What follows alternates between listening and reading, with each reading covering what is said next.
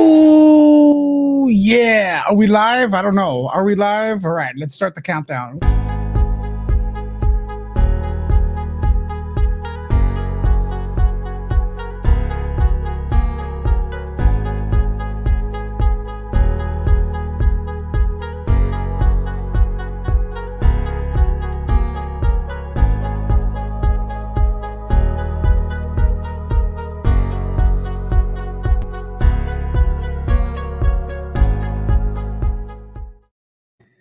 Hey, what's up, everyone? This is Lewis here with a reaction. We're going live once again here. The Mandalorian Season 2 has dropped with the second episode, The Passenger. We had a lot of fun with it. I invited a few people to come in and talk with me. We're still waiting for them.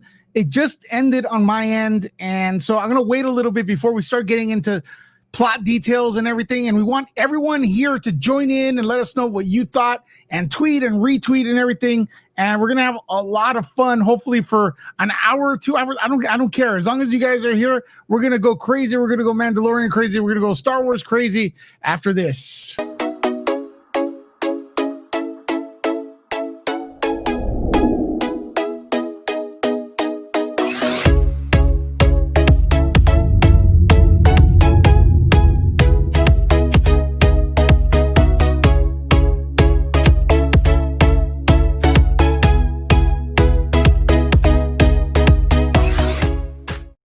All right. Let me know how I sound, guys. How's everything sounding on your end? I love, I was adjusting some of the audio, getting ready to go on tonight. Last week, we had a massive crowd.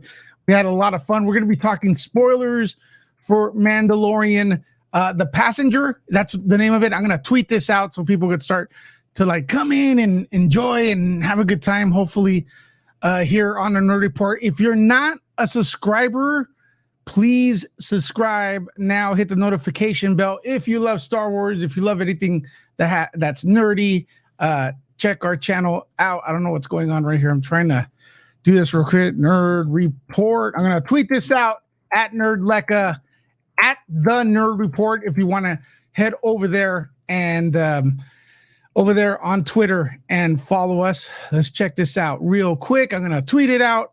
It's going to be a lot of fun. We are live via at the Nerd Report. And we want everybody to come in and have a good time. Season 2 live review right here and discussion now. All right. Head over to NerdLecca and retweet the hell out of it so we can get some people in here and get the discussion here. I'm going to pull up the tweet so you guys can check that out. We're going to talk spoilers. We're going to talk everything. Mandalorian Season 2, The Passenger. Who is the director? We like real quick. For a minute, I thought it was Dave Filoni, but who was the director? Everything just happened so quickly. It seems like the episode was much shorter than last week's, right? So is this a first-time Mandalorian director? There's the tweet, guys, at NerdLecca. Do me a favor. Retweet the hell out of this. The Mandalorian Season 2 live review and spoiler discussion now. Let's look. I'm even going to put a heart on my own thing, right? Put the hashtag in there. Oops.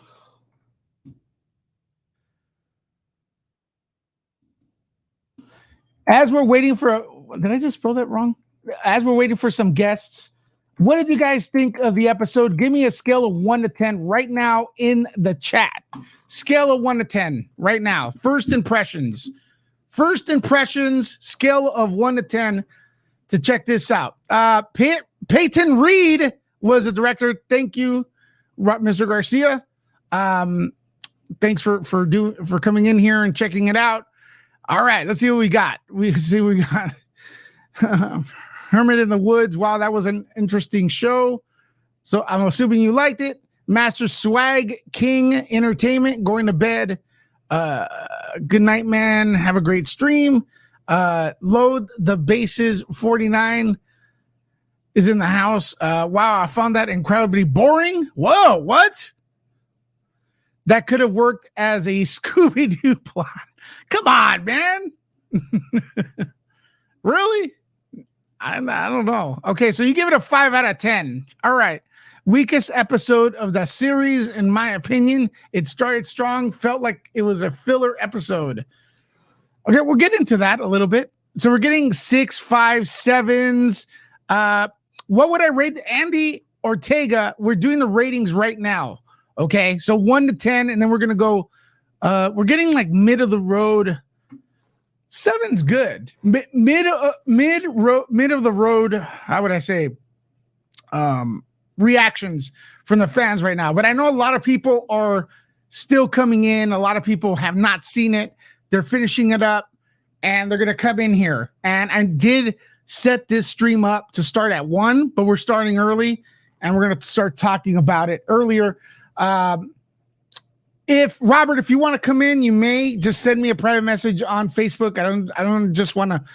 I know you got your studio's a little messed up and stuff like that. Wow, Robert with a 3. Robert with a 3. Woo! There's some fighting words right there. 7's too generous. Wow. I know what the problem is. We're talking spoilers, okay? I know what you guys wanted. I wanted to see some Boba Fett action. Would that have helped the Boba Fett action? Guys, gals, what do you think? Do you think because we got that cliffhanger last week, and we went from cliffhanger to frog creature. We went from Boba Fett to frog creature, basically. Tamia Morrison versus the frog creature. It's kind of like a tough act to follow. All right. I'm going to wait till Jeffrey gets in here. I'm waiting for Jeffrey to see if he wants to. He should be finishing up. I don't know what the hell's up with him. Let me see right here. Jeffrey. Okay. Anyways, let's get a few calls in here before we wait for anyone. Look, I'm going to get a few people in here, and then just for like 30 seconds, quick reaction. Okay. Quick reaction. Boom. There is the stream key. Oh my God, I'm getting bad reactions from people are not liking this episode. People are not liking this episode. Wow. I just got people are sending me little messages telling me they did not like the episode. I got one person telling me it had no point. Let's go straight to the Wanderer real quick. Wanderer, real quick, what do you think of the episode? Yeah, I would say for a safe thing, it was definitely a filler, but I guess he wanted to go on point with the story. One of the things interesting was taking on all those spiders. I mean, he was seriously outnumbered, so that was interesting. I don't know what planet that was on. Could be anyone's guess right there. That was kind of cool, I thought. Yeah, the ice planet was actually very interesting, and he got saved in the end by those two guys, and they just kind of, all right, we'll let you go, but next time we see you, we'll have to deal with you, so bye. Did you feel like, and we're going to get Hollywood Purgatories prepping up in the back stage, and then, like I said, everyone's going to get involved here. I want everyone in the chat to bring up their opinions. Wanderer, real quick question before we go into detailed reviews with Hollywood Purgatory. Do you think the episode was a letdown because the last one, the cliffhanger, was Boba Fett, and then now I'm right in the middle. There's still time they can bring him in. Well, I want to see a resolution of that. So, anyways, let's. I'm gonna bring Jeffrey in here. You're welcome to come back in a bit. Okay. Okay. Sure. All right, brother. We got my man Jeffrey Harris in the house. How you doing, brother? You started early without me here, Lewis. Well, I did, but I did not go into plot details. How can you do that to the J to the E to the double F ray? I didn't. Here's what I did. Here was a strategy. I knew the episode ended a little bit earlier than 1 o'clock. I wanted to, I got to be competitive with the other YouTubers, right? Because we're not pushed by a major corporation. We don't get all that Disney love like people think we do. So I got to go a little bit earlier, and I did not go into plot details. I did ask the audience what they thought of it last week. We were blowing up the streams. Yeah, well, we're going to do it again right here. So let's go over this episode real quick. And everyone, please retweet. I got the tweet right there on screen at NerdLecca. That's my Twitter, the last tweet. Share the hell out of it. I only see one retweet, man. Let's get it up to like 20s and get some people in the house. right? And like I said, we're gonna get anyone in that's here that wants to get involved. You guys, we like to get everyone involved, so everyone's opinion is welcome. And let's begin. All right. So this episode is called The Passenger. Am I right? The Passenger, directed by Peyton Reed. We got Robert Garcia in the house. Ant-Man and the Wasp fame. He directed Ant-Man and the Wasp.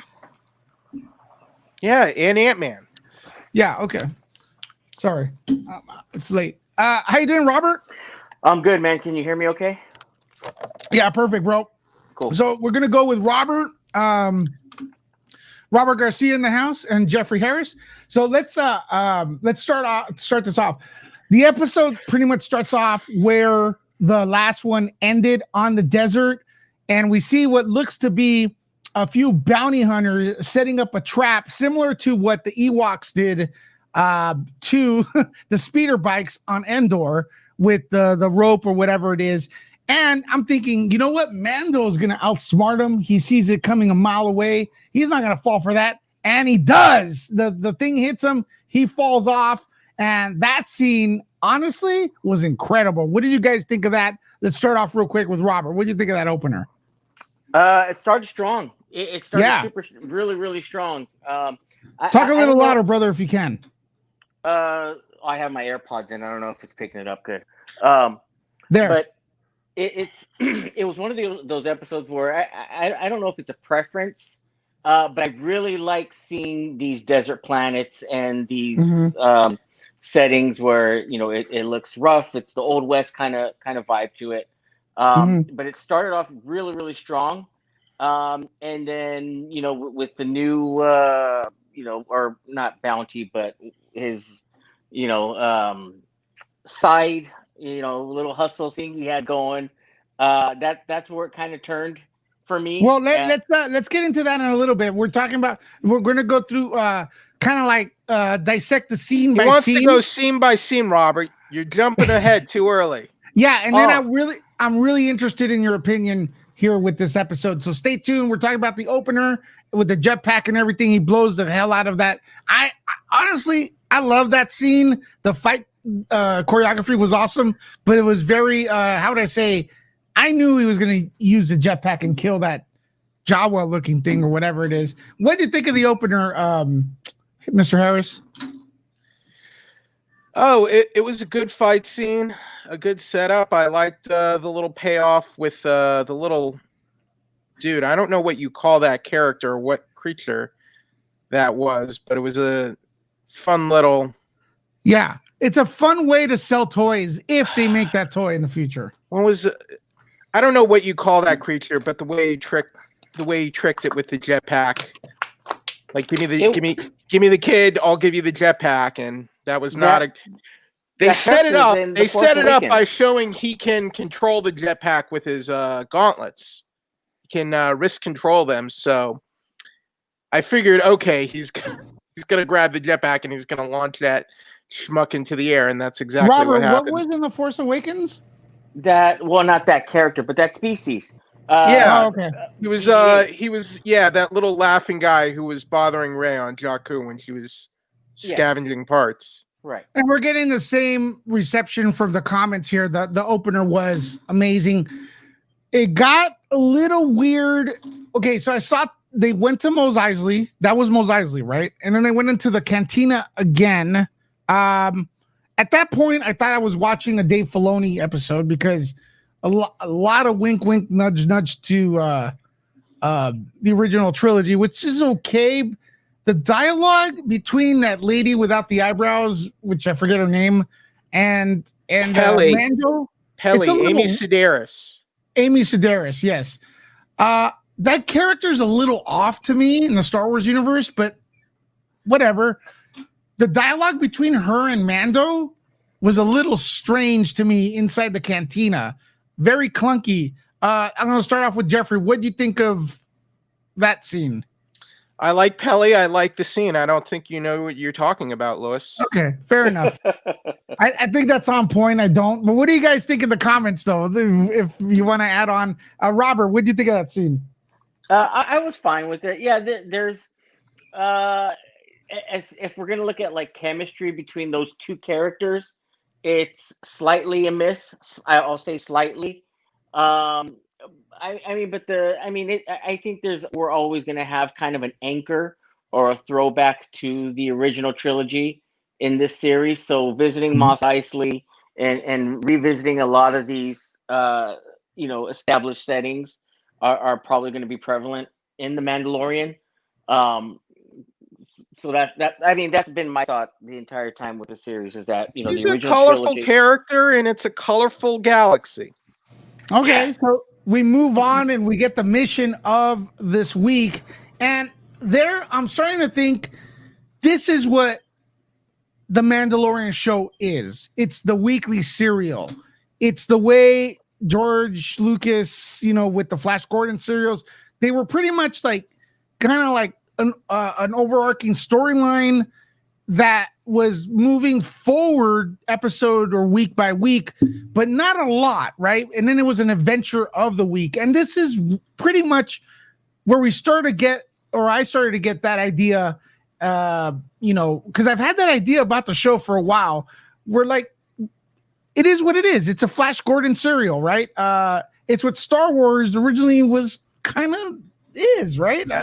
If that makes sense. So we start to see that the plot of the week is getting Mando taking the reptilian or the frog creature that's Frog lady. Jeffrey, could you please explain that part? Because I was a little bit off. She knows Mandalorians. What's going on there? So Peli, I guess organized a bargain where the Mandalorian, Mando, Din Djarin, will escort the frog lady, who's this sort of anthropomorphic bipedal species, and her spawn. They are the last of their kind, to give them safe passage to their new home. They cannot travel at hyperspace because it would apparently kill her spawn. So they have to go. They have to travel sublight. Traveling sublight is dangerous. So that's Baby Yoda was doing pretty well eating her spawns. Yes, we'll get to that. But traveling faster than light would apparently kill her eggs. But traveling sublight is also very dangerous, because I guess it's, as we see later, they can get intercepted by pirates or patrol vessels, whatever. So in exchange, the frog lady and her husband will tell them about other Mandalorian coverts that he is searching for. Robert, what do you think of that plot right there? It reminds me of like you said, it's the serial. A lot of us don't remember or don't recall that, but or even lived it. Yeah, exactly. The cinema, the time of the cinema and serials, when you would go in the movies and watch a weekly adventure series, or for a lot of us, it's like a comic book. You'll have your main plot, but there's always a series of side adventures or side missions that your main characters will go on. But when we're referring to the traveling in space and being intercepted by X-wings, can we seriously stop with Dave Filoni acting? That's all I'm saying. Seriously. Okay, listen. Now that I get it. He's an executive producer. He's a director. He's been with Lucasfilm for a couple of decades now. But can we stop? Okay. First of all, you're a Philistine, Robert. Second of all, Robert, Dave Filoni is the voice of Chopper and Embo from Rebels and Clone Wars. So he's been acting in Star Wars for years. So okay, let's not shut your damn mouth. We're not going to talk over each other. We're trying to get a little bit more organized on the Nerd Report here. So let me ask you guys a question. Like, was I the only one that felt the dialogue was extremely difficult to understand what the hell they were talking about? Like, between when they were intercepting Mando? Was it yes, you were. It was just you, Louis. I perfectly understood what was going on. No, it was weird because I had to like adjust my volume a couple times. During that part? Yeah, I did because I'm sitting here in my living room and my girlfriend's asleep and I don't want to wake her up because she has to be up in the morning. But yeah, I actually had to like turn up the volume like a couple different times and then actually turn it back down because it was getting a little loud with like some of the Was distorted. yeah, it was a little weird. I thought that was just You're me, literally but watching it on a digital app. You can turn on English subtitles no, whenever you want. I don't want to read. I want to watch. Okay. Yeah, we want to watch it. Then No, you can you're right, pause it, Jeffrey. rewind it 2 seconds. No, you're 100% right. We can do that, but that's the audio should be fine. And then that conversation between Mando, I'm gonna watch it again, of course. And I like the episode a lot. I'm gonna probably watch it 2 or 3 times. The thing is, that conversation kind of, the one in space where they're intercepting them, it kind of dragged. And could someone tell me what they were asking for? Maybe Jeffrey knows. They were asking him for like a ping because they wanted to know his. They were trying to run a security check on the Razor Crest. And keep in mind, the first season, the Razor Crest was involved in that heist on that New Republic prison ship. And it pays all that was established and discussed later on in the episode. And obviously, Mandalorian having, not wanting to travel at sublight speeds, did not want to get involved with New Republic patrols because of his past involvement on that prison ship and probably other activities as well. He's trying to keep a low profile, and quite frankly, Lewis and Robert should just come out and admit that they didn't like the episode. They hated the episode. No, compared to last week. I can't lie. I think Robert didn't And they like can't it. appreciate the greatness of Dave Filoni. Hold on a second. Hold on a second. We're gonna get to that. We got Art Mall in the house. Good friend of mine, big Star Wars fan. He's got a question better than episode 1. Do not answer that yet. Let's wait till we finish the entire thing, as people are still coming in after watching it. Right now, people are just finished watching it and they're coming on to the Nerd Report. I know they are because our viewership is coming up. But anywho. All right, so we get that. They were asking him for a radio ping. He didn't want to do it because he knew they would run a security check and run a background check. He was trying to keep a low profile and trying to get out of there without engaging the X-Wings. It was pretty obvious and clear to me.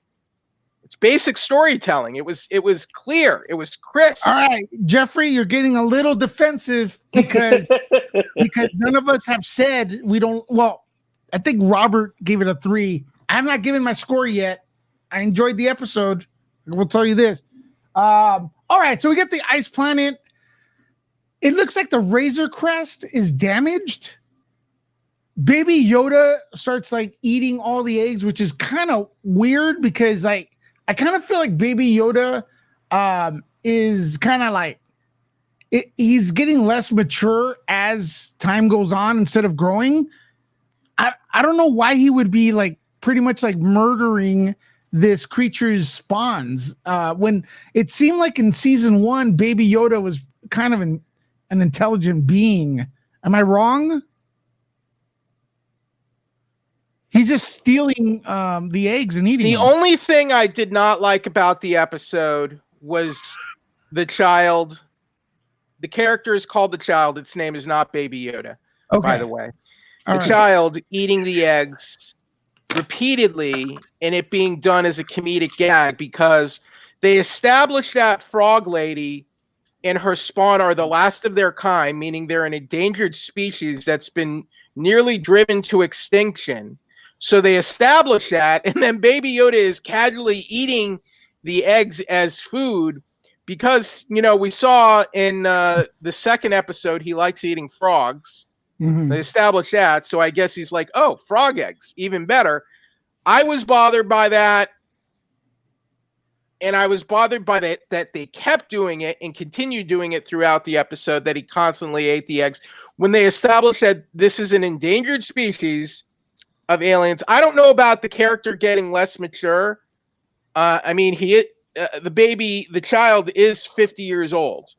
So we know that, but I don't know why they did that and why it was continually done and played for laughs when they established that this is an endangered, intelligent, sentient species, the last of her kind, and Baby Yoda is literally eating its babies. That was a little weird. Robert, what thoughts? I was just gonna say, but I saw it in the comment already. But this was the same thing I was gonna say. Zach is referencing it as well. But it's of the family line. It wasn't the species. It was the last of that family line. Not okay, but he was still eating it. Yeah, but it was not an endangered species. It was the last of her family line. Are you sure about that? She mentioned they were nearly extinct. No, it was when she was brought to Mando. That's why she was saying the eggs represented the last of her family line. That's why. Okay, either way. But I say kind of weird. Yeah, the gag was a little. It was a little overdone. Yeah. I get it. They needed some sort of comic relief in this. Would Baby Yoda eat Luke and Leia if they were little babies? I don't know. Well, I mean, if they were tasty-looking eggs, frog eggs, yes. The answer is yes. All right, we're gonna get to most people's comments in a bit. If you want to just jump in right now with a comment, we are. If you want to, support the channel via super chat, we'll answer a question right away. But if you want to wait a little bit, that's cool too. After we finish the entire, we're trying to go scene by scene from what I remember. And guys, we have Robert Garcia in the house and Jeffrey from Hollywood Purgatory. Remind me if I missed anything. But from here, we get into the scene where they're crashed. And then the frog lady uses the old bounty hunter robot as a translator, which I feel that's kind of cool, but the execution was a little weird. The way, I don't know, it just ended up looking kind of weird. Her talking into a mic and the robot translating in English type of thing. And, what do you guys think of that? Jeffrey? I liked it. I thought it was interesting. And it kind of helped some communication. I think they could have used that a little more after they introduced that idea. And I guess I thought it was interesting that for whatever reason, Dean Djarin kept around the corpse of what's the actor's name? Richard Ayoade. I'm sorry if I'm mispronouncing that. Robert? It was okay. I think they needed the writers needed to find a way for Zero. Why did he keep Zero's corpse after the first season? I would think it's for parts, for bartering, exchanging, that kind of thing. If, when you're kind of when you're a bounty hunter out all the time, you would retain parts for certain things or things of value in order to barter and trade for, like I said, for parts for your ship or for money, whatever. But I think that's probably one of the reasons. That would be my guess. I thought it was interesting because Mando suggested that Zero could be reactivated, and he sounded worried about it if Zero is reactivated, because he said that droid's the killer, meaning he was worried that the frog lady had reactivated that droid. So I felt like that was a bit of foreshadowing that we could see Zero fully reactivated again at some point. Maybe. Possibly. All right. So here's the deal. I may be skipping around here. But then she goes off on a kind of like, she leaves a ship and she's taking this weird bath. What was that about? Well, it looked like it was like a hot spring kind of thing. It's a hot spring. Yeah, because her temperature. So she's a cold-blooded. She's a cold-blooded. Let Robert go. Let Robert go a little bit, Jeffrey. Jesus, go. Jeffrey, you haven't changed one bit. So, You know I love you, Jeffrey. I've changed for the better, Guys, Robert. we're recapping the Mandalorian season 2 chapter. It's chapter 10, okay, and Chapter it's called 10. The Passenger, and we're going over scene by scene. Feel free to come in to the chat and let us know what you thought. We're going to be talking to you guys in a little bit, dropping the link, bringing you in. But Robert, go ahead. Sorry. Yeah. So yeah, I guess the concern for her was being able to survive because of the cold temperatures, and of course, yeah, she's a cold-blooded species. So finding the hot springs balanced out the temperature as far as the eggs, or her eggs as well. But are we going to talk about the child finding the That's other what eggs? we're going to get into. The child finding what? The eggs. So I don't know if anybody else saw this or felt this immediately. It In the reminded ship? me. What's that? In the ship, finding the eggs in the ship. No, I'm talking about when they're outside now. I don't know if we're Okay. jumping to Yes, that. the alien resurrections. Well, part. yeah, it completely reminded me of Alien. When the original movie Alien, Ridley Scott's movie. Even it was almost like like a kind of like a reminded me like a tip of the hat to the movie Alien, but the child walking up finding the little pods, it was almost like I was waiting for one of them to jump up on its face and attack it. Yeah. That was my This expectation, reminded but me of the Honorable Ones from Star Wars Rebels. It was a very similar plot. Okay, but I will say this. Although, like at that point, I was like, "All right, Baby Yoda," or the child, like Jeffrey is forcefully asking us to call it.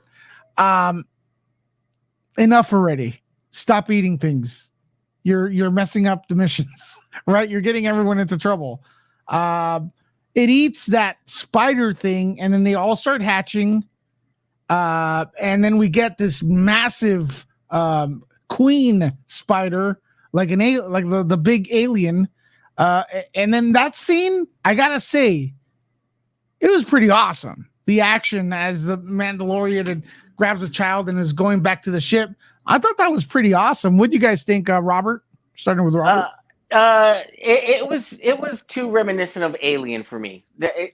I'll say for in that set part of the movie, Aliens, the sequel to Alien. Yeah, I mean, at that point, I was already a little disinterested with it. I think, once they get onto that ice planet, I lost interest in the story. It didn't really go anywhere. And then the ending was a little too perfect. Let's get me. to that ending real quick, but I want to ask Jeffrey's thoughts on that scene. I'm asking you about the action scene, Robert, with the spider. Jeffrey, go ahead. Like you don't understand plain English, Robert. Answer the question. The action scene itself was fantastic. Yeah, because they set it up. They set it up great. Because first, like, oh, Baby Yoda, you realize the way it was established when you realize that they are in a giant nest, and then you see these eggs, and then you see little spiders. They start hatching, and then you see gradually bigger ones, and then they get to the mother spider. That was a great setup. It was well edited. It was well directed. It was fantastic because then you suddenly realize that they are in a giant spider's nest on an inhospitable planet, and there's basically no way out for them, and then they're running for their lives. I've seen in a very claustrophobic space. It's called Aliens. It looked it's great. Called Aliens. Okay. To be fair, that's a good movie. So, like, to be like Alien, that's not the only movie where you have like characters running away from like a spawn, like these piles of spider-like monster creatures. Okay, Arachnophobia. It was Arachnophobia. Yeah, it was. There's a lot of movies like that. It was well done. The spiders look good. I didn't like the way they ended it. I thought it was a little rather convenient. Okay, we're gonna get to that now. The action itself was good. The action was good. It was a good scene. Okay, so now we get into the ending. The ships, the spiders are kicking ass. That action sequence was awesome. I'm sorry. I thought it was.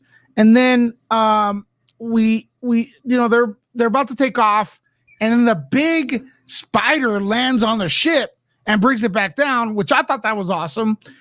They're about to get eaten or whatever those spiders do to living beings or whatever they do, right? And then you hear the laser blast and stuff, and I'm like thinking, oh man, Boba Fett's gonna come in. You can see Mando starts walking outside, and I'm like, dude, Boba Fett, follow him in the Slave One. He thinks he's saved. Imagine he walks out, and then he turns the corner, and you see Boba Fett standing right there, because we don't see the Mando. I didn't recall seeing the Boba Fett's armor, so maybe Boba went in, grabbed the armor, put it on, whacks the spiders, F's up Mando, freezes Baby Yoda in carbonite, and takes him to get the bounty, and then it's on. But it was Mark Hamill, Lewis.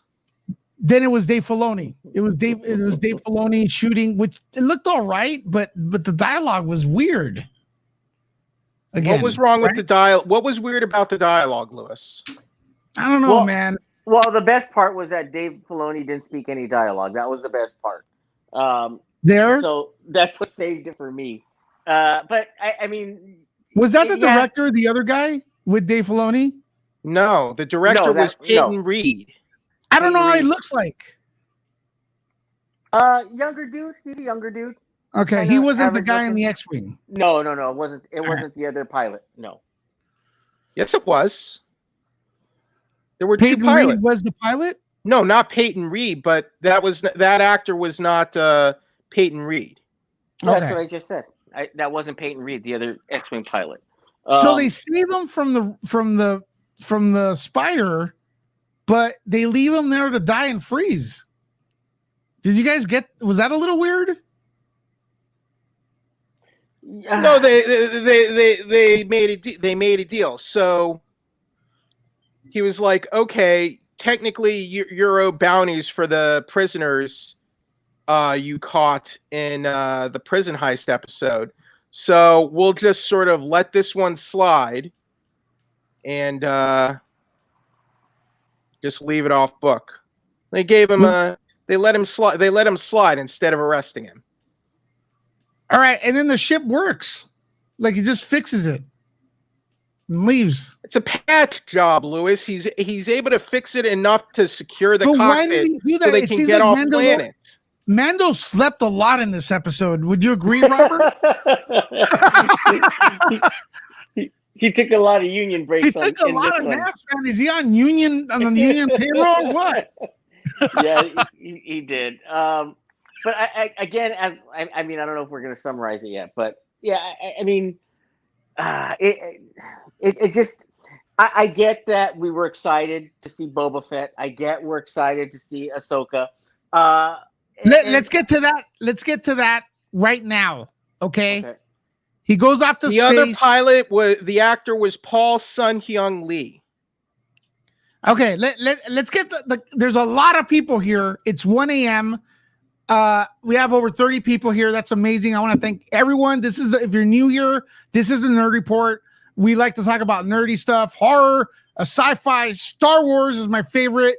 We have all sorts of guests coming in. We do all sorts of interviews, and we're going to be doing Mandalorian every time there's an episode. We're recapping the Mandalorian episode 10, The Passenger. Come and join us. Yep. Every time there's an episode, we go live right after it reacts. So there you go. We talk spoilers.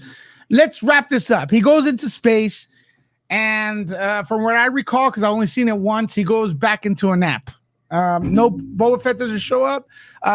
Everyone in the comments, scale of 1 to 10, what do you think of this episode? I'm going to give my grade right now and why. I'm going to give it a 7. 6.5, 7. A 7. 6.5. I'm sticking to my 3. Hold on. We got to explain why. Okay, listen, I'm going to be easier on this episode because the problem is last week's episode, you had one of the greatest endings with Tamia Morrison, and it was just intriguing. So I was expecting them to kind of, move on. You know, bring us a little bit of that. They Especially teased you with Boba Fett. You wanted Boba Fett this week, and now Lewis is upset because he didn't get Boba Fett. I'm not upset. I'm just you saying. are upset, and you won't admit it. You're upset. It's okay to if you're upset and didn't like the episode, Lewis. It's okay to say it. No one's gonna send you to jail. You're not gonna go to jail, Lewis, if you didn't like the episode. It's cool. This is a safe space. Do you promise? I promise. Okay, I'm gonna give the episode a 7. You know why? You know why, Robert? You know why, Jeffrey? Why? Because this episode, stop it.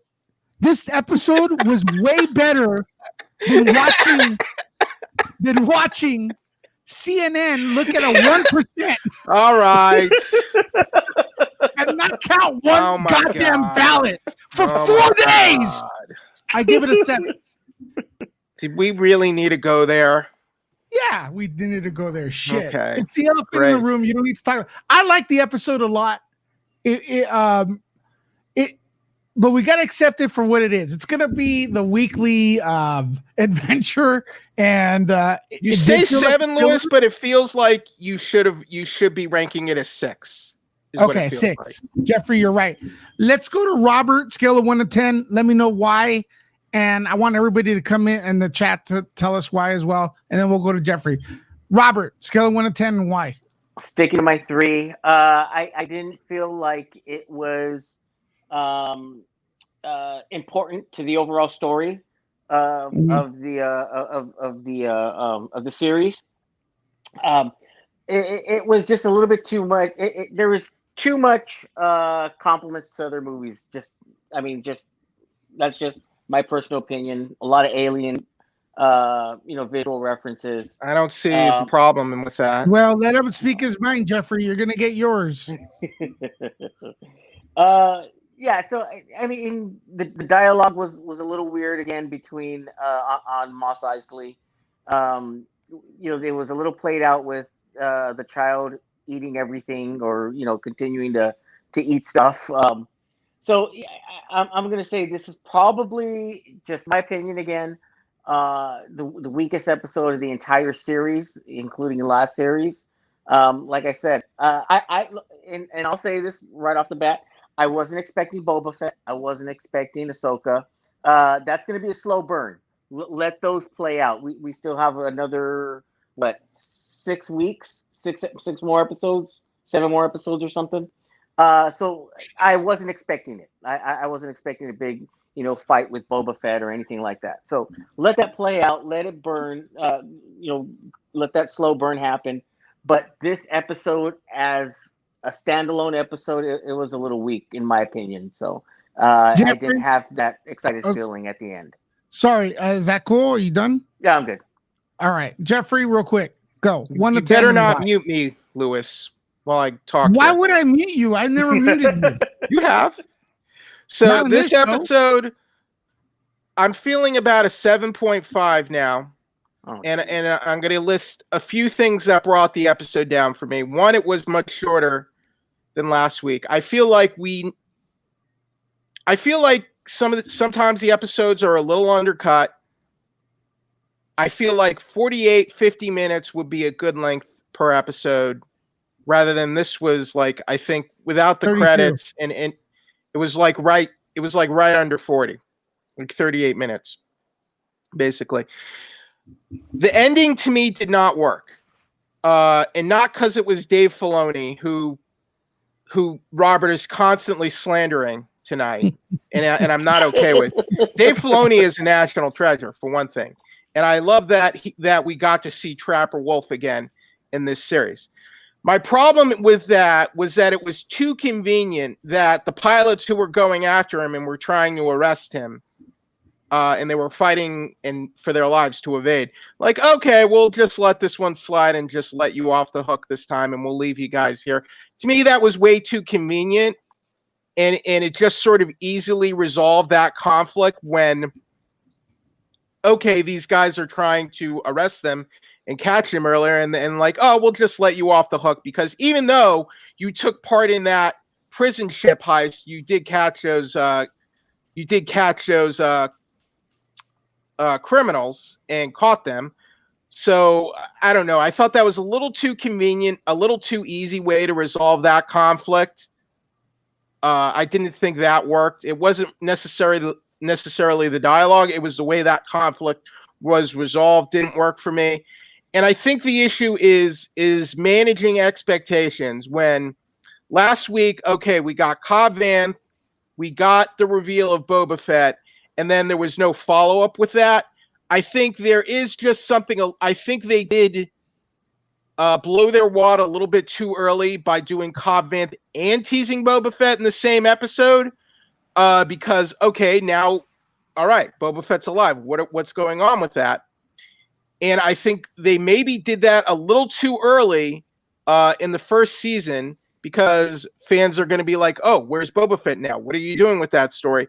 And if that's all we get of Boba Fett this season, fans are going to be really disappointed. And you can't just show us that and tease us that and not follow up on it and wait too long to do it.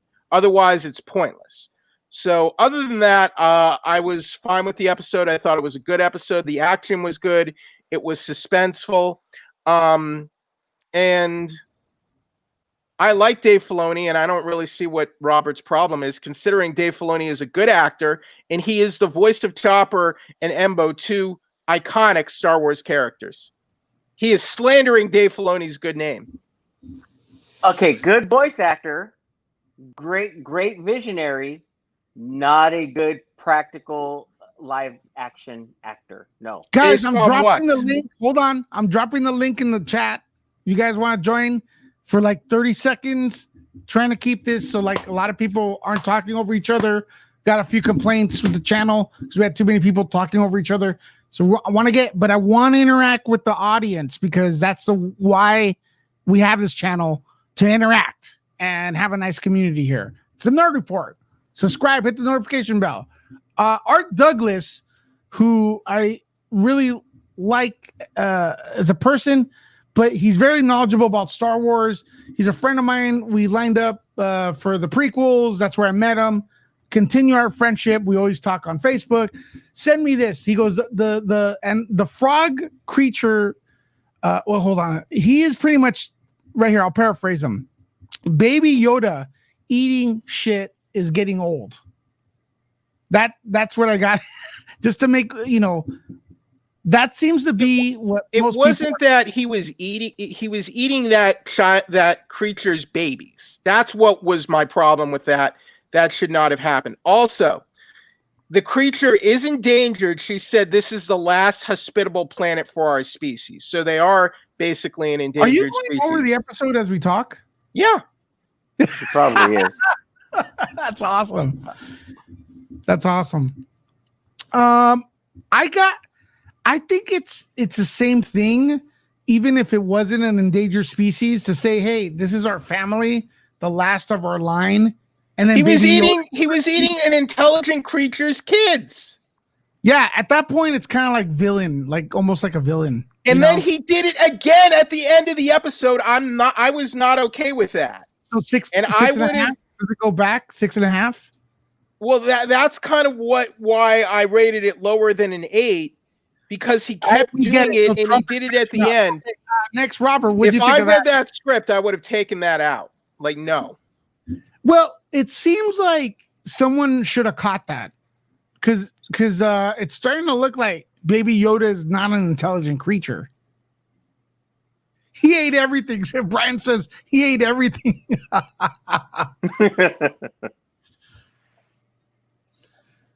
I think it's just to kind of like make fun of that he's still sort of like an infant, and like toddlers and infants will eat anything, and they'll put anything, and they like to just put everything in their mouths. And I think that's just sort of the comedy there. But he was eating the frog lady's babies, and he kept doing it. And then they did it again as like that's dark. And yet they think it's funny. He just ate that, like he ate the frog lady's baby. And it's like funny. And I'm like, bro, what is going on here? The problem, not that it's dark, it's like kind of almost like it's dark, but it seemed like they didn't know it was dark when they filmed it. You know what I mean? See, so the way Jeffrey's impassioned about Baby Yoda eating the frog lady or salamander, whatever she is, offspring, that's how impassioned I am about not having Dave Filoni do any more Oh acting as my an god. X-Wing pilot. I don't want to see it. His dialogue is just so This was dry. only the second time. I don't want to see it. It's Oh two my times too God. much. Someone said I'm assuming Baby Yoda is good. Good point. Myra, welcome. What's up, Lewis? What's up? What do you think of the episode? I give it a 7. Okay. A lot of people are disappointed. Why do you think they are? But I think they were so hyped up after the first episode that they put too much expectations. Mm-hmm. And people saw it as an escapism from what's going on. And I think some of that's carrying on. Just that's just my conspiracy theory. But I think this episode wasn't meant What's to be going that, on? wow. People are falling out of love with the child, Lewis. The child is a baby killer. It's a baby eating a baby. It's a baby killer. Okay, and people don't like the child anymore because it's murdering babies. I'm going to disagree with you. And here's the reason why. We're expecting the child, Baby Yoda. We're nicking him. I'm so tired. Nicking him the Baby Yoda. It hasn't been so long from his beginning that he hasn't had a chance to grow up. We're putting all this expectation that he's grown up, like it's been a year, but it's not. Technically, in the reality, it's only been a couple. He is 50 years old. He should know not to eat other babies. You don't know who raised him before he was found? They might have not taught him manners. Okay, ladies and gentlemen, I feel like I need to do this right now with Robert's permission and Myra's permission. I think right now we're going to go ahead and enlarge in Jeffrey. And Jeffrey, I'm going to ask you right now to please let it all go about Baby Yoda in this episode and the baby eating. In 3, just let it all out. 3, 2, 1, go. Jon Favreau, Peyton Reed, how could you turn the child into a baby killer? This was an endangered species. The frog lady said, we are going to the only planet that is hospitable to our species. They are an intelligent species driven into endangerment.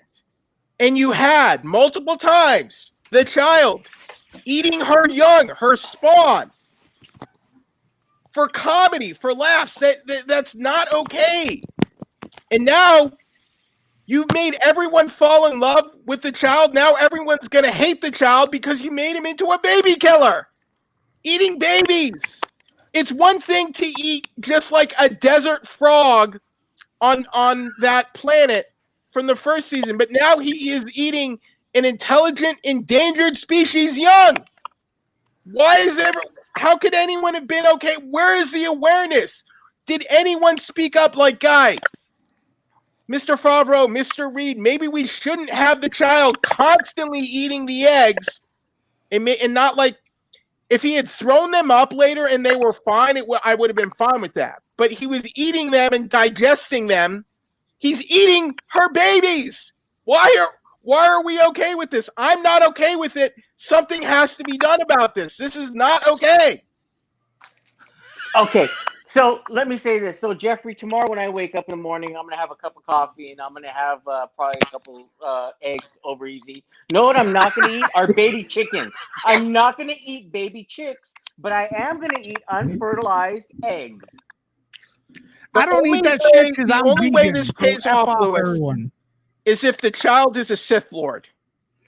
Okay, listen, we got Paul in the house. Paul, we got 5 people in here. We're working on not talking over each other, but I want to know what Paul has to say. Paul, go. Yeah, your entire point is invalid. They weren't fertilized. The reason why he was taking her across the galaxy was to be fertilized by the father. Like, you don't understand how amphibians work, buddy. Like, they didn't get fertilized and then just sit in a tank with her. That's why she couldn't take him through light speed, because they would ruin the eggs. It wasn't that they were fertilized already. So he was just eating like egg yolks. It's like us cracking an egg open and eating it. What if she runs out of eggs before she gets there? Oh yeah, well of course it was for because at the rate Baby purposes. Yoda ate like 10 in like less than a minute. Yeah, and at the end he snuck another one, and it was for comedic purposes for sure. It was like for comedy relief, which was quite needed during what I feel is like a horror themed episode. So particularly towards the end. Oh yeah, well it's definitely horror themed towards the end, like the big arachnid creatures and like the big he ate that arachnid creature's baby too. Maybe if he didn't eat it, they could have made friends with it. There's no excuse for this. I highly doubt that. I highly doubt that they could shake hands with that big mama. Maybe if they didn't start off by eating its unhatched young right off the bat.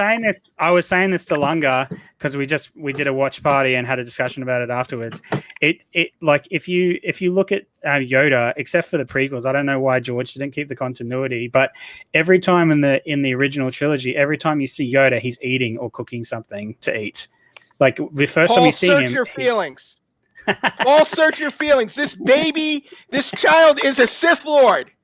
You know it's true.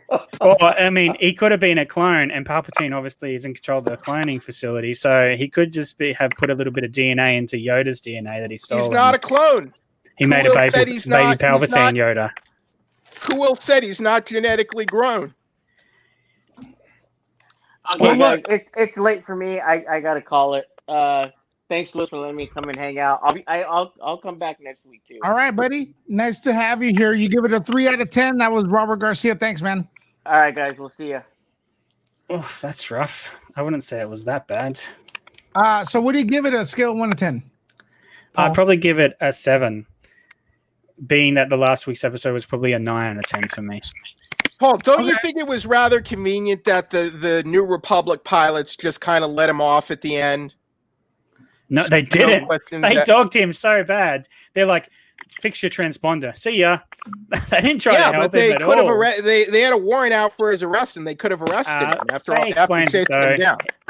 They explained it, but why didn't they just explain that a half hour earlier, and then we wouldn't have had this whole excursion on the ice planet? Well, because then we wouldn't have an episode. Exactly.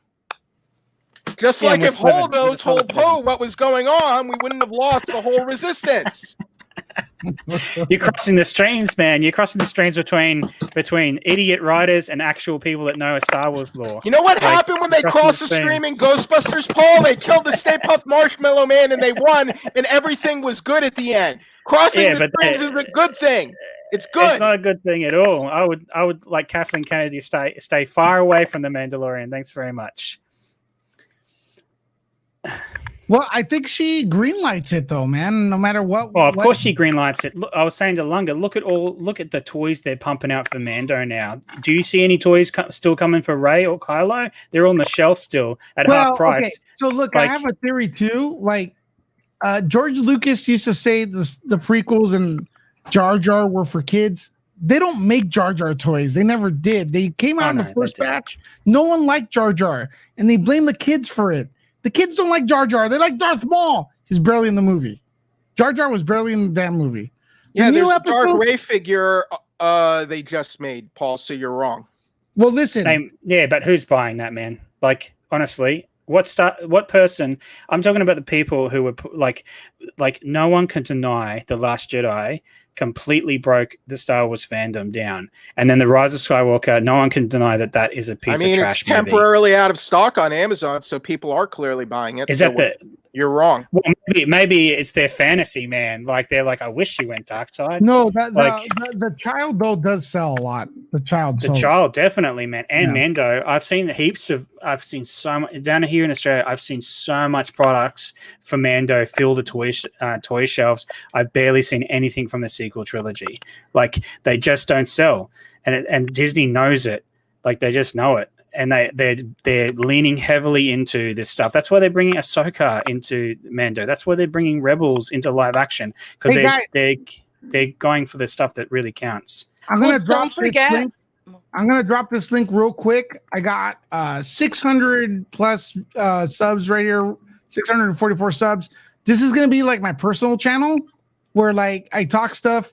Sometimes I don't want to talk about other stuff. I want to talk about other stuff that's not movies and stuff like that. You know, working out, whatever. Just go on live or drop some videos.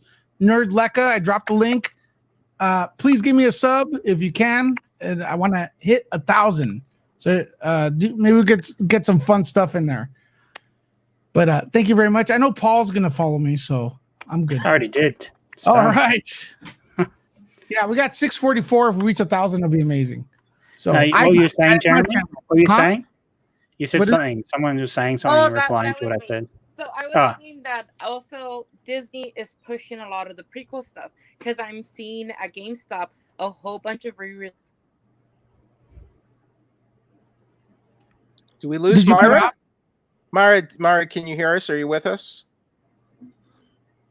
I think we lost Myra. All right. But no, I've seen that too. Like at our EB Games is our GameStop down here, and yeah, they're pushing like prequel stuff. Like, and speaking of Jar Jar, there's a Black Series Jar Jar figure like to buy. Yeah, so they're fully going into the only fandom that they have, because clearly the sequel trilogy, there is nothing there. There is the temporary people that stuck around and defended it as some empowerment movie, and then there's the people that go recognize what it is and just go, okay, I'll stick with my original 6 movies, thanks very much. Like, so it's like I just don't see a life beyond Disney Star Wars. The prequel movies got a lot of hate though when they came out. Yeah, this is Lunga said this too, and I'm like, yeah, but it's a generational thing. So it's like what Andy says. His kids aren't interested in Star Wars the same thing could happen with the sequel trilogy, Paul. Well, I don't think that's. Yeah, we can. You don't think? I don't think we can see that until 10 years' time. The same sort of thing where we're seeing prequel. So it's premature to say. So you're saying it's premature to say that? Well, I'm saying that my first movie was The Phantom Menace. That's the first Star Wars movie I ever watched. Okay. When I was a kid, right? Then I watched. So then that's gonna be the same for the same for some people with the sequels. But I will say this is that I reckon when I grew up and my movie taste matured and I realized what was good, what was bad, I can qualify those movies and go, yeah, they're Star Wars movies because George Lucas wrote them, but they're not that great. Like they have great scenes in some of them, like Attack of the Clones, Jango Fett, and Obi-Wan stuff is really good, and the rest of it is pretty trash. And Revenge of the Sith, most of it's pretty trash until the fight between Obi-Wan and Vader. Okay, like, we could talk about. All right, that's a kind of a whole other can of worms. Hold on, but I do want to talk about that because I do feel that fight between Obi-Wan and Vader, Anakin, is awful. Really? My point of view, the Jedi are evil. Wait 10 seconds. Then you are lost. It's like, dude, what is this? You know what I mean? You're attacking the acting, whereas I'm saying it's good because of the emotional weight of that scene. And the fight itself is choreographed. If there's spewing silliness, there's no emotional weight. Is the fight silly? Do you think that fight is not really well choreographed? Do you think? No, it's not well choreographed. If you watch it, there's behind the scenes where they're going so fast. They practiced it so much and going so fast that they were bending the sticks from hitting them so hard against each other. Behind the scenes, not in front of the scenes, though. I will take that over the garbage fire scene with Rey and Kylo in that throne room any day. That is one of the worst choreographed lightsaber scenes I've ever seen in my life. Obi-Wan Kenobi versus old Obi-Wan versus Vader. This one where they're just doing this. No. But you're against each other. You're bringing up like something that has nothing to do with it. I'm telling you now. I'm talking about choreography and Are you talking about? So let me understand what you're saying. Are you saying the emotional weight between Obi-Wan and Darth Vader in the original in Star Wars, the original movie? You're saying the emotional weight plus the fight is what makes that so good, that scene. Because okay, look, Episode 3, Vader versus Obi-Wan, right? Yeah. the lava is so much CGI. I don't even know what the hell is going on. There's silly robots floating all over the place, staring for no reason. They're mining robots. But they're falling over themselves as if the place is collapsing when it's not even touched. There's too much stuff going on. All right. It looks like green screen. Are you saying enough that about the crappy prequels? Go a little bit.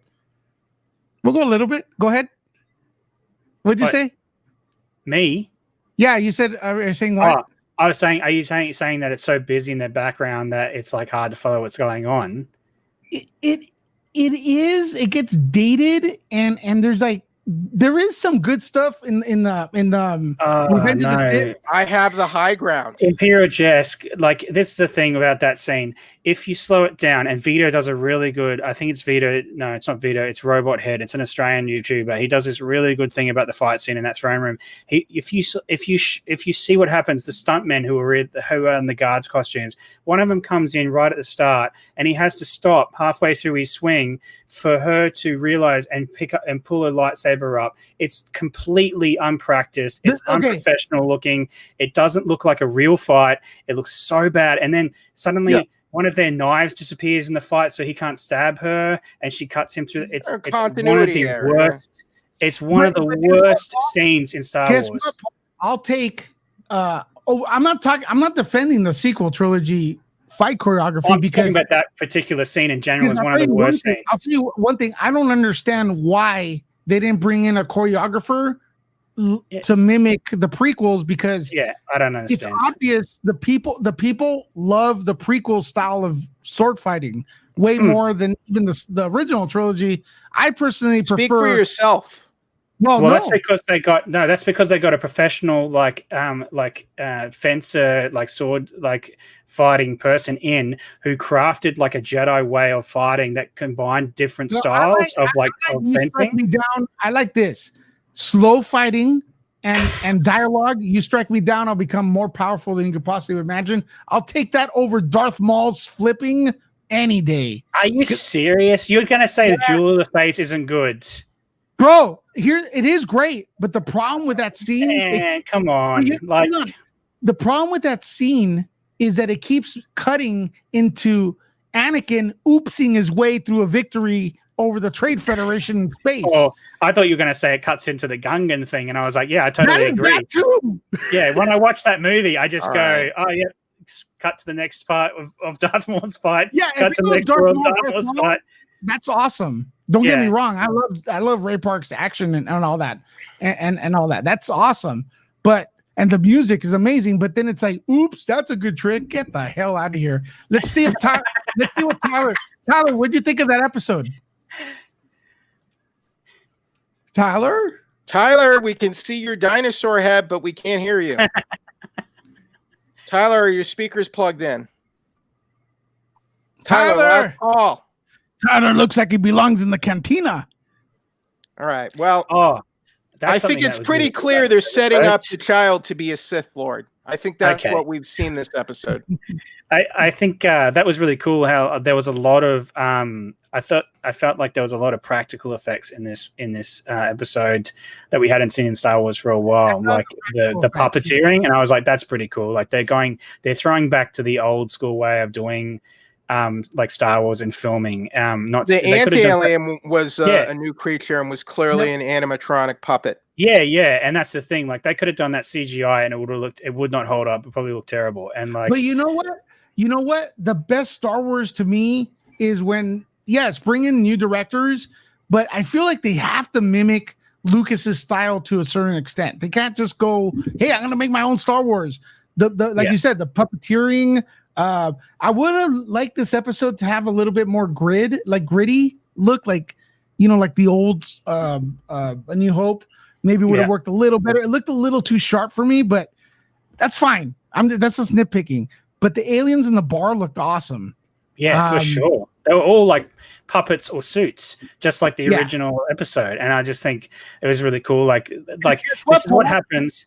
This Guess is what what, happens Paul? when you put Dave Filoni in charge of something, because this guy is actually the holocron for Star Wars. And if they had made him the creative director of Star Wars, the sequel trilogy, we would not have the trash fire we have right Jon now. Favreau was actually in charge of the series. It's his series. Yeah, He no, wrote that's this what I'm saying. But episode. if he was in charge Tyler, you of the in? sequel trilogy, we would not have the trash fire that we have now. That's Star Wars. Maybe Yeah, Tyler, he didn't what's want up, to. man? Maybe he Welcome didn't to the want the show, job, Paul. Did you ever think about that? No, he's George's Padawan, man. Hold on. Hold on, he is. hold on, guys. Hold on. I don't want to mute people. Catherine Kennedy, toxic masculinity. Am I on? Yes, Tyler, what do you think of the episode? Am I on? You're on, baby. Go. I found it was lacking a lot of story development. Myself, I'm a filmmaker, All right. so I found it pretty lacking of story, and I felt it was a bit of a waste of time for Star Wars fans. Where are you calling from, man? Yeah. Where are He you? sounds Where like are you he's from? Australian. So, are you from Australia, Tyler? I think I don't know what Tyler is happened. taking a break to eat the frog lady's babies. I'm calling from New Zealand. From where? New Zealand. New All right. Zealand. Welcome That's a aboard, different man. country, Paul. Yeah, New Zealand. Thanks for coming in. Try to subscribe to the Nerd Report if you haven't done so yet, please. So you thought it lagged? The episode lagged? Said lacking. Very much so. Yeah. What were there any highlights? Like something positive you could say? Tyler, the force is with you. We need you to speak up, man. Come on, Tyler. I'm counting on you here. I really liked when the child was eating the eggs. That was my favorite part of the episode. That was the worst part. Tyler, what did you think of the child eating the frog lady's eggs? And just indiscriminately, without caring that she's eating that child's young. Do you have any thoughts on that? All right. Tyler, do you have any thoughts on Kathleen Kennedy and the force is female? Paul clearly has thoughts on that. I've got plenty of thoughts, Jeremy. He's got lots of thoughts on that. He probably agrees with Doomcock. Oh yeah, for sure. I love Doomcock. I love the man. Jeffrey, don't promote trash on this channel, please. I'm not. I love that man in the mask. I love people that wear a mask. It's great. Yeah, it means they're real honest. It means they know what they're doing. They're putting their face on the line with their news. Yeah. Yeah, when you show your face, when you don't show your face, that means you really believe in what you're saying, right? Yeah, see, Imperial Test is right. The child is a grey Jedi. That's why. That's why he's eating the eggs. He's the child of the Sith Lord. Myra is back here. Oh man, somebody's not listened to what's his name? Who's the guy that played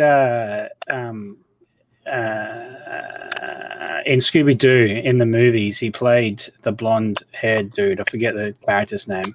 Freddie Prinze Jr. Yeah, Freddie Prinze Jr. Someone's not listening to Freddie Prinze Jr. when he said there is no grey Jedi's, and he did that massive. Did you see, Lewis, that massive rant he did? He went. Yes, we know there are no grey Jedi.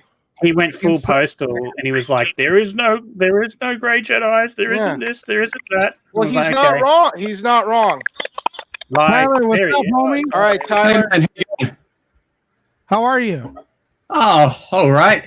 Phone just ran flat, hence why the stream Are cut you out. subscribed to this channel? Yes or no? I think so. Have I? What do you mean? I Think so? I think so. Tyler, we Okay. want you to subscribe to Nerd Report. Yeah, he plays Kane. I'm doing it right now. Okay, All right, this is Tyler. what I'll do. This is what I'm going to do right now. YouTube has been automatically unsubscribing everybody. Please check if you are still subscribed because they're I am after still this channel. They subscribed. really hate Wait. me. I am Are subscribed. you doing an impression of a particular YouTuber? Everyone. 'Cause Guys, that's before very- I start this review of the That's Mandalorian, very much. please We're consider keeping it clean. subscribing. We're keeping it clean. I've seen a YouTuber do that many times. A particular YouTuber say that at the beginning of their streams many times. There's a lot of them like you. The man is after me. The man is after your report. They've Fight demonetized my back channel. by subscribing. They've done it. Tyler, what demonetized do you me. think of the child eating the frog lady's eggs in this episode? Wait, Let it go. Wait. Let it go. You're talking to me, Jeffrey, Mate, what if he's storing them inside himself and he's not actually? Remember, he hugged them and he drew them to himself with the Force. Maybe he's just storing them inside of himself to keep them warm. Storing them in his intestines to get digested by his stomach acid and then poop them out later. That's what he's doing. That was screwed up, guys. Check this out. It's beautiful. You guys want to see what the child does during Easter? Okay, so you have an egg, right? This is an egg? Yeah. Yes. The child comes and eats it. Yeah, that's what you do. What you need to do is you can easily make the egg and just put it in his hand. Now, that's what I would do. When I get wine, I'm going to make an egg and put it in his hand. The child loves huevos. Okay.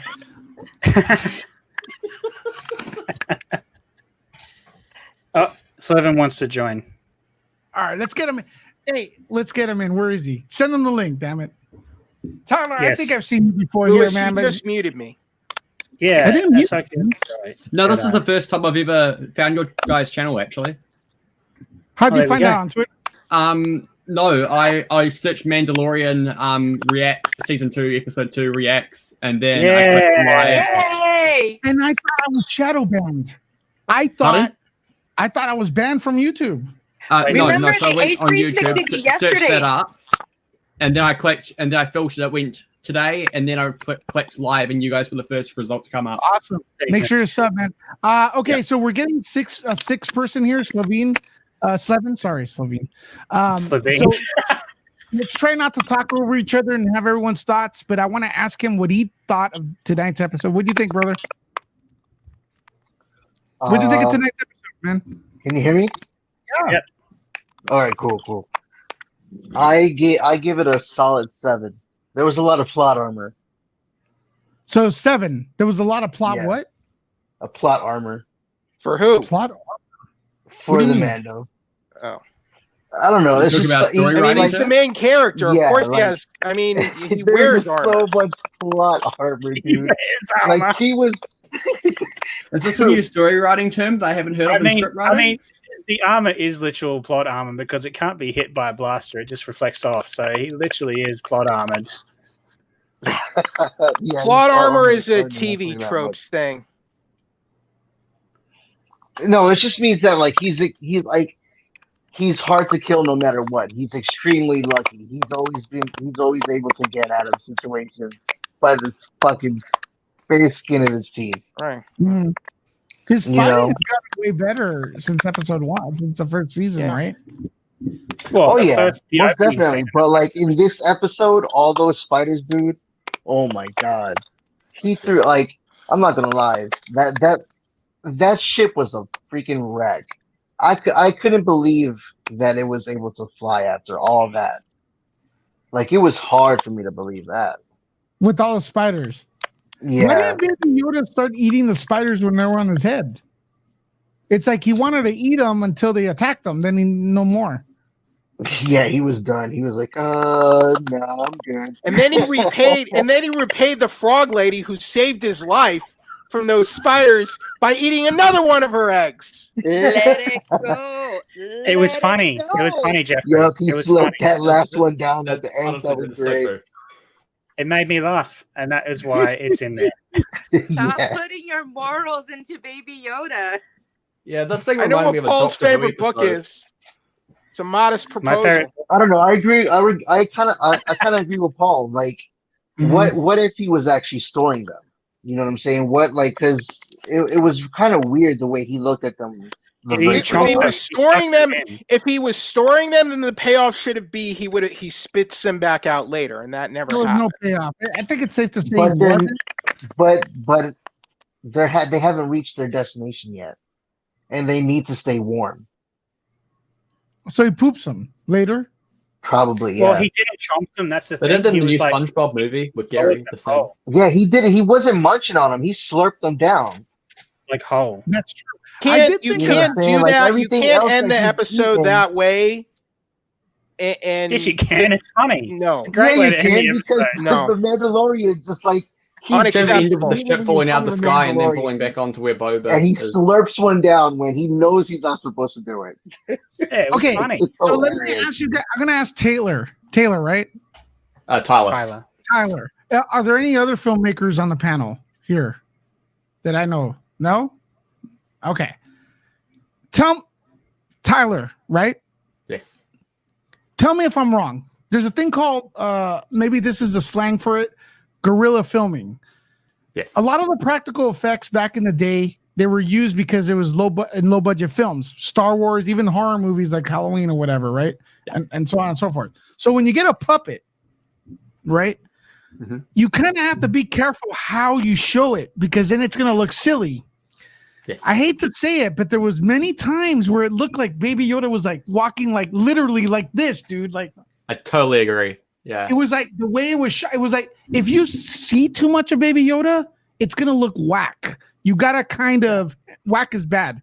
You kind of gotta be careful how. I think his biggest issue was when he was walking. Like there was way too much walking of Baby Yoda. Where he scurries away, it reminded me of Gremlins. That's what. Yeah, if he sneaks in, right? If he sneaks into the screen, it's like pretty awesome because it's enhanced with CG, obviously, right? I don't know. It reminds me of my cat. I'll go and grab it. It literally looks like Baby Yoda. But, hashtag the child is over. But then a lot of parts it looked like this. It looked like this, right? And it was like, dude, that's not a living thing. It's a puppet. Yeah, it looked like a puppet. I think maybe that was part of going back to that original way of doing things from like Empire Strikes Back and Return of the Jedi, how they did Yoda there. I feel like they were trying maybe do an homage to that because there wasn't a lot of CGI I could pick up in this episode. I feel like that frog lady, her head was a prosthetic. Does that look CGI to you or prosthetic? Because it looked like a practical effects enhanced with CGI. With enhanced CGI, one thing Lucas did that was awesome in episode 1 was even though there were goofy characters, the Pneumonians, the main whatever, the ones that had the Transylvania accents or whatever, the Trade Federation, it was practical effects, but he used CG for the eyeballs and the mouth movement, so that kind of enhanced it, right? So it was good. Those guys. The guys, where are those droid cars? Oh yeah, they were stupid. Have you ever encountered a Jedi? No, but I They were very racial, stereotypical of. Well, he says they're Transylvanians, so I'm gonna go. Okay. All right. I'm gonna go with that. Sure, George. Just like the Gungans were just some random thing that came out of his head. Were Roger Rabbit to me. But listen, really? So like the spider thing in the cantina. Paul, you touched upon it. It looked awesome, but and then Tyler, you're gonna have to back me up here. Is the way it was filmed, it was perfect. But if you start to aim the camera down at its legs, you're probably gonna see dudes puppeteering it, right? So it's like you don't film that. And Baby Yoda, man, the angles were off today. Yeah. When they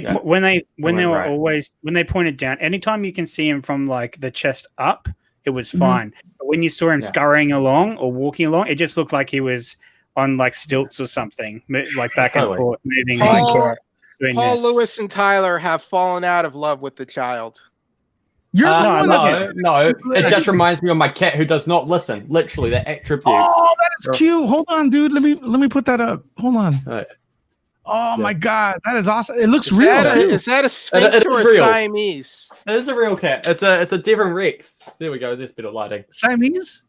A Devon Rex. What the heck is that? I basically call it a gremlin. Yeah, it looks like a gremlin. It's like the Baby Yoda ears. Yeah. Is it a hairless cat? Yep. Yeah. Feisty little character. I love the child. I hope he eats more eggs in the next episode, like, Jeff. Why? He doesn't listen. He's like a Slevin, child. What do you think about the child eating the eggs? He reminds me of Yoda. That's why it's funny. But I think there's more to it than that. I really hope so.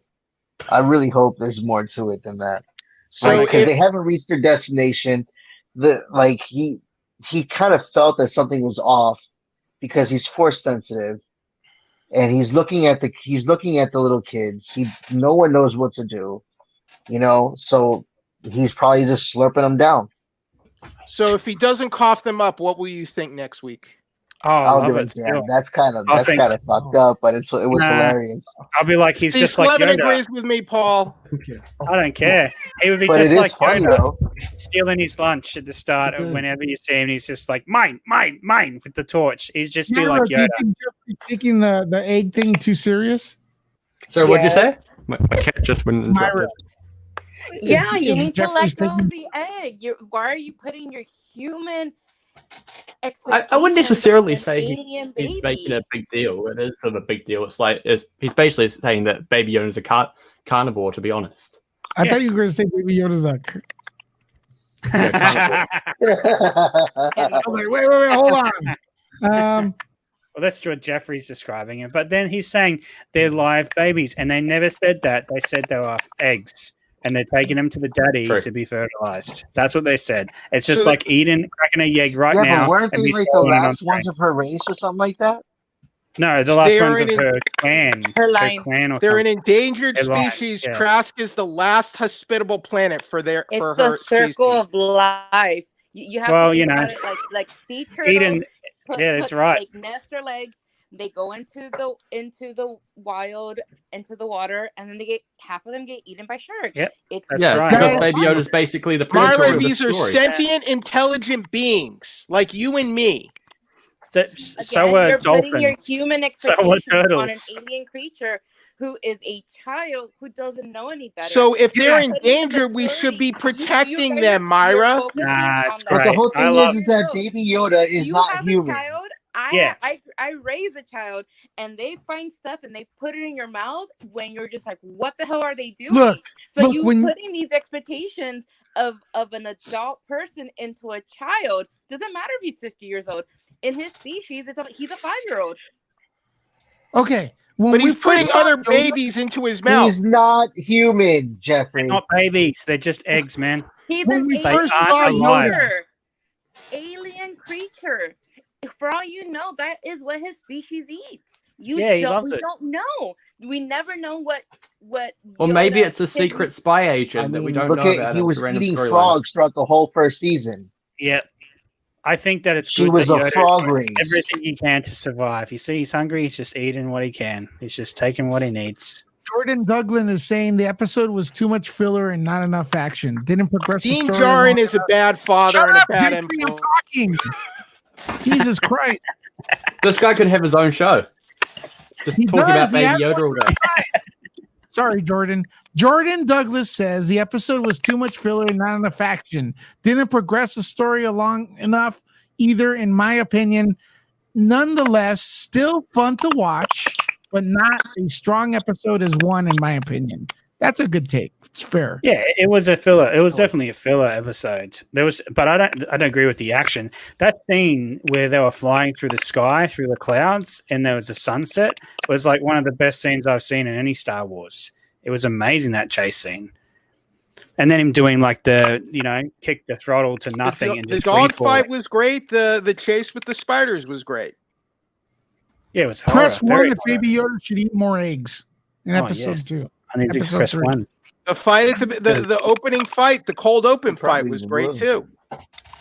No, press one. Oh, there we He'll go. probably eat like about 3 Yeah, more exactly. eggs in the beginning of the next episode She's like trying because to it's number 3. They'll get to 1. Just because it's the 3rd episode, you're going to scarf down 3 more eggs. Jeffrey, it seems like people in the chat want more egg eating with Baby Yoda. Let's let him at it. Well, I mean, I can't say I agree with this sentiment that people agree with the baby murder in this episode. Oh my god. They're not fertilized. Okay, dude. Okay, Peter. Look, in Futurama, when they were eating the poppers, they Are you technically weren't literally- fertilized and hatched yet either. You know Futurama's parody of sci-fi of all kinds. Exactly. So that's kind of why it kind of bothered me that they kind of took a Futurama thing with the child here. Okay, real quick, guys. I haven't seen this, so let's watch it right now. The Lego Holiday Special trailer. I'm just I going to wanna mention react. that. Yeah, let's react to that. Oh, real based quick. on the sequel trilogy. All right, let's go. God. Someone's phone's having a heart attack. Whose is it? Tyler's. I think that's mine. Is it mine? Sorry. You Based can on mute the- it. You can mute it. Based- Yeah. Based on the trash fire, It's here still comes another going. trash fire. It's got robot chicken humor. It's great. Hold on a second.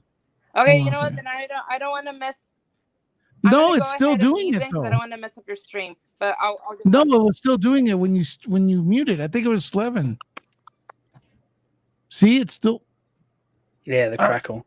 yeah. The crackles. Maybe it's me. God dang. All right, let's do this. Yeah, Lucasfilm. 'Twas the night before Life Day, in a galaxy far, far away. Looking good. Tree, food, decorations. Coming together heroes were to celebrate the day. Please be a cake. Please be a cake. That's actually Billy D's voice. For Ray, adventure called, and she thought it would be Ray didn't come back and edited. But there the she other found people. a key to the galaxy's past. Sorry. Oh, Master Luke, what are you doing?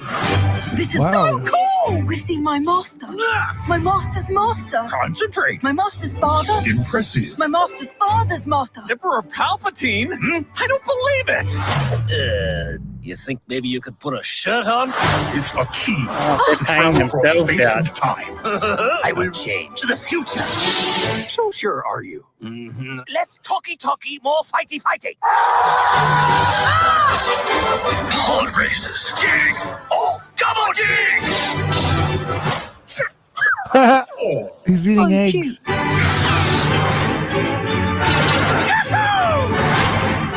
Ooh, gimme. Galaxy's best emperor. Meh. You thinking what I'm thinking? Music. A time of joy. This is Ray. Of friendship. Of family. He said Ray. Right. Who are you guys? Master Skywalker. My son. I mean, these binary sons. Gunta, solos? You want to shoot first? After you. All right. That was okay. They are doing. okay. They're trying to I be thought Family Guy. I thought that was funny when It's robot chicken, dude. It's robot Huh? chicken. It's robot chicken. I thought it was funny when he said Ray when what's it called? Finn. Yeah, they're paying That's out all he their ever says. stupid It's like plot half of points. his character. Ray. Yeah, they're paying out their stupid plot points. So it's easy when you can make fun of yourself. Jesus, Paul, hey, why don't you send me a Paul, your stand- attitude is bringing me down, man. If we talk about the sequel trilogy, that's all that's going to happen out of my mouth, Why mate. don't you make a video and send it to me? I'm not your mate. Hold on. I want Paul to send me a video critiquing the sequel trilogy and send it to me. I'll post it. But I don't want you to use any foul language. Just like articulate why you're not a fan of the sequel trilogy or Star Wars trilogy. Yeah. Kathleen Kennedy, the Force is female. It has nothing to do with her. It has to do with the writing. Well, leave that. To The writing's to pretty video. bad. Leave that for the video. Yeah, I can do that. A bit like for you. Cinema Sins, I guess, isn't it? That's what you saw. Well, I won't do a cinema sins, but I've talked about this enough to know exactly where I would go with each of these movies and why they are dumpster fires. They needed more egg eating. Yeah, they need more egg eating. Where was the egg As eating? for, as for that trailer, Lewis, look, it's a Lego special. They've been doing these for years. It's an animated thing for kids. It's just a little jokey, fun little thing. I wouldn't take. It's not meant to be taken that seriously. Would you call that about the 90s holiday special as well? Oh, it's unwatchable. Then it's 70s holiday special, but it's Oh, God. that's I've seen it. I mean, it is unwatchable. I mean, It's Tyler, terrible. this series that everyone is in extreme adoration over reference the holiday special. So there you go. Yeah. Well, Mandalorian. so- Yeah, they referenced it in the first season, didn't they, or something? So the holiday special, the search for the holiday special back in the day was way more exciting than when you actually get it. And I remember someone gave it to me on DVD. I was so excited. I'm like, dude, the Lost Holiday Special. I put it on. 5 minutes later, I'm like, dude, I can't take this. It's awful. It's It's on YouTube actually. trash. Huh? It is. It's on Parts of it are YouTube. on YouTube. Yeah, it is. It's like there's The whole no thing's actually on subtitles in the Wookiees. with the Wookiees. It's so weird. I've actually tried to hunt down the director to get an interview with him because I want to know what the hell everyone was thinking. And then there's the song. Leia sings a song in the middle of it, doesn't she? Yeah, there's an awful song. There's a dog. I'm going to see if I can find the song and see if I can play it. And yet, I can't play it here. I'm struck. The holiday special is far better than anything the sequel trilogy had to offer. Oh no, bro! There, I have to stop you. That thing. You're taking I've that too far. seen the holiday special, and I'd rather watch the holiday special than watch. It had Boba Fett. I mean, that's exactly right. It had highlights, man. Yeah, but hey, the droid's animation was actually quite good. The director of the holiday special, Lewis, wasn't like a filmmaker. He did like live shows and event kind of things. That's fine. And that shows. It was like filmed as a stage play. That's what it feels like. It's but I filmed mean, like, it's not like he wasn't like a filmmaker. You know, he did like. It's not like. What were you trying to do? Oh, he was trying to do like this kind of just Star Wars variety show. Is probably someone at Lucasfilm called him with the idea. Someone wrote that. Think about it. Someone wrote that, dude. The entire original cast was in there.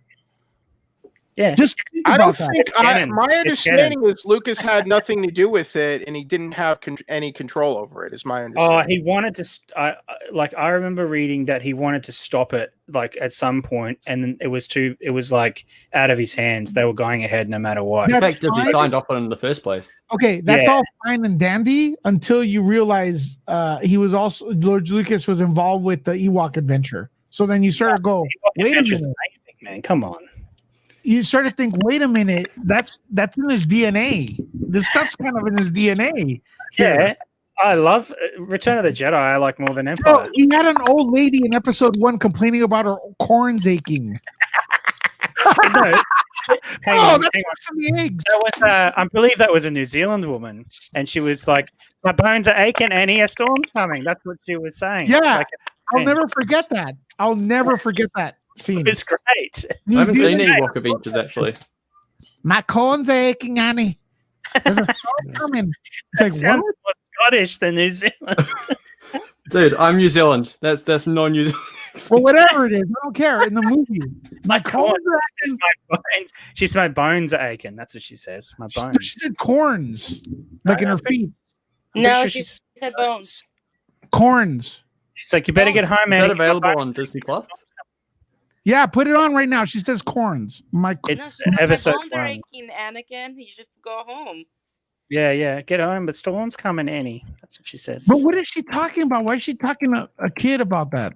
Well, because like there's that whole thing where people like get when temperature changes. She can feel it in her bones. Yeah, I can that's feel what a storm's she said. coming. Yeah. I can feel it in my bones. It's Look an at Jeremy. expression. He's a prequel defender. Look at that. Done. Ooh. You are. It's an expression, Lewis. It's not meant to be agonized over this much. It's a common expression. Yeah, there's a lot of people that go, "Oh, the temperature's changing, my bones are aching. A storm's gonna come." Like that's Dude, she like says corns, dude. Why? I'm looking for the quote right now. corns. Why did you say corns? Bones. My feet are aching, Annie. My feet are aching. Someone look it up in episode 1. My feet are aching. A storm's coming. So is that the Ewok Adventures? Is that available on Disney Plus? Oh, I hope It's so. bones, bro. Are those the Ewok cartoons no. from the 80s? I'm trying to remember the Ewok Adventures. Ewoks are amazing creatures. Let's be honest. They are what makes the They're whole so Star much Wars- better than Porgs. Screw the Porg. Yeah. Oh, for real. Porgs are dumb. Super dumb. They're like, oh, we're going to sell cute creatures to the children, and that That's lasted every one single episode. film they've done. First, Force Awakens was BB-8.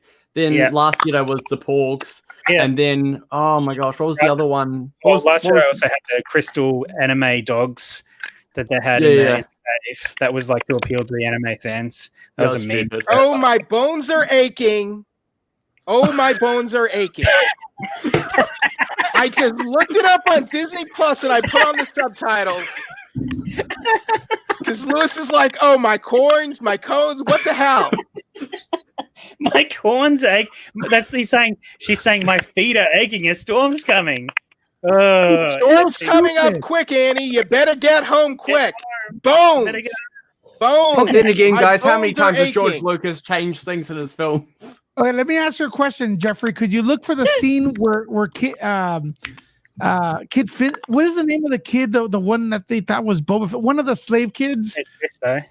Kid Fisto and the other children. They're building the speeder, whatever. The and pod, one of the pod little- racer. Correct. The little girl has braces on.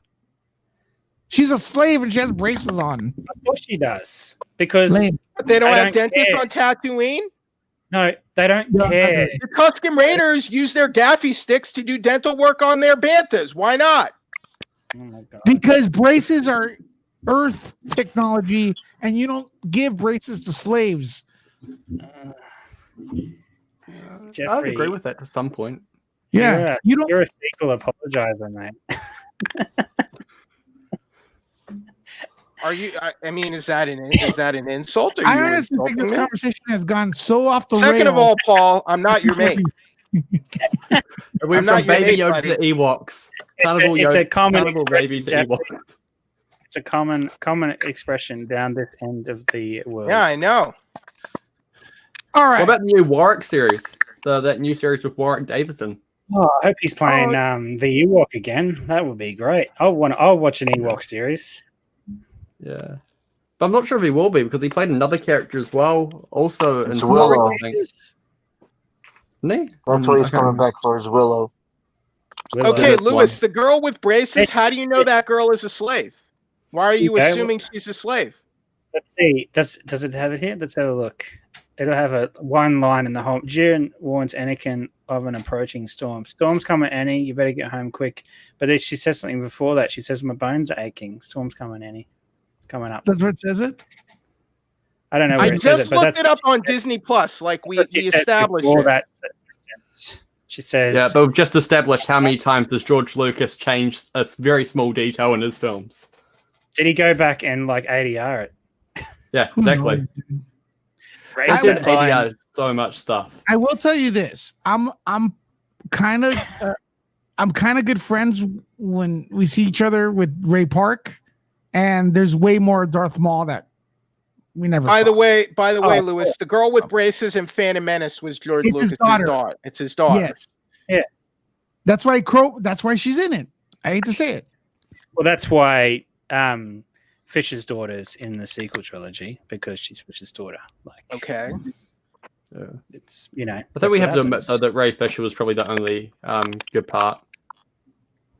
Who? No, sorry, not Ray. Not Ray Fisher. It's Parker, isn't it? Ray. Is it Ray Ray Parker? Fisher's in it too. Damn. Snyder No. got What are you talking? No. Zack Ray Snyder got Fisher him is from control. Justice League, Tyler. What are you Yeah, talking no, about? the guy who's moaning about Star skin Wars. colors at the moment.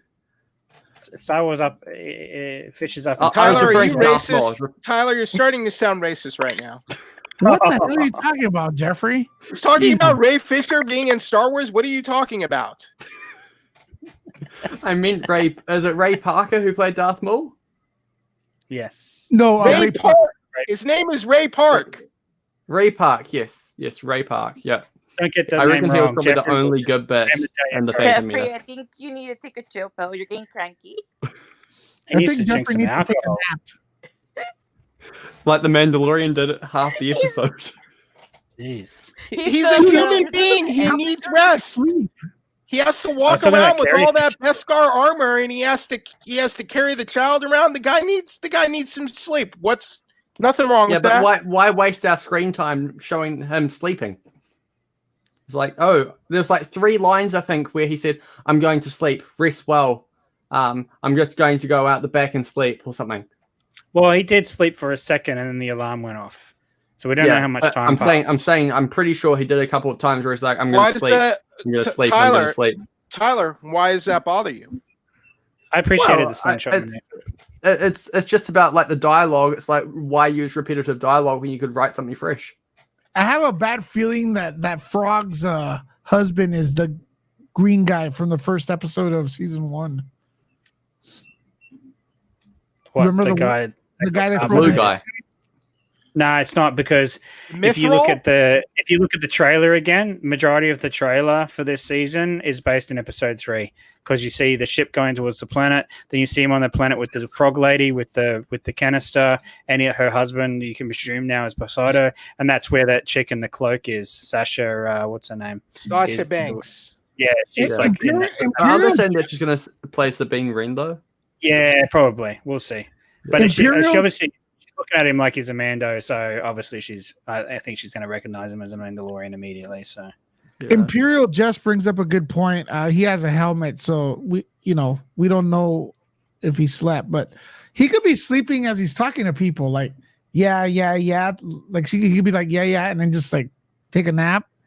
I would have. He is taking a nap there at the end. He's like, I'm going to chill now, and he's like puts his head back. I think he's going to go to sleep there. He's like, I've had a long day fighting off these spider creatures and stuff, and saving all you. Yeah, he deserves it. He deserves a nap. I didn't see a problem with that. Yeah, and then the child eats an egg, and it's funny, and that's the end of the episode. I didn't find the fact that he kept doing it funny, and Slevin didn't either. It was okay. The first time it was funny. The second time it was like really. Let's go for one more call for the night. All right, Zach, how you doing, brother? What do you think of the episode? Hey, Luis, how's it going? Wait, can you guys hear me? Yeah, loud and clear. Okay. Hashtag eat more eggs. That's all I'm gonna say. Eat more eggs?